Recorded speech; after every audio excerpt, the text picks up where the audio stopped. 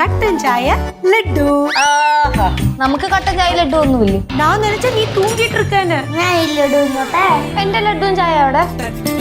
ലഡു തീർന്നു പോയി. എല്ലാവർക്കും അവനവന്റെ കാര്യം. ഇന്നലെ നമ്മളിവിടെ മത്തി വറുത്താം. മീൻ വറുത്താ? ഒരു ലഡു ഇവിടെ ഇരുന്നു, അത് ഞാൻ അങ്ങ് കഴിച്ചു. എനിക്ക് ഇവിടെ ഉള്ളവരൊക്കെ മനസ്സിലിപ്പോ നല്ലോണം മനസ്സിലാവുന്നുണ്ട്. ലഡു എന്താ സംഭവമാണല്ലോ ഏട്ടാ. പാറമട വീട്ടിലെ പുതിയ പ്രശ്നം ലഡു ആണ്. ജൂഹിക്ക് നമ്മുടെ ലച്ചുവിന് ലഡു കിട്ടിയില്ല എന്ന് പറഞ്ഞിട്ടുള്ള പ്രശ്നമായിട്ട് തുടങ്ങിയിരിക്കുകയാണ്. കാരണം ബാക്കി എല്ലാവർക്കും കട്ടൻ ചായ ലഡുവും കിട്ടുന്നുണ്ട്. ചെറിയൊരു കണ്ടന്റിലാണ് പോകുന്നത്. എനിക്ക് വലിയൊരു സംഭവത്തിലേക്ക് പോകുന്ന എനിക്ക് അറിഞ്ഞുകൂടാ.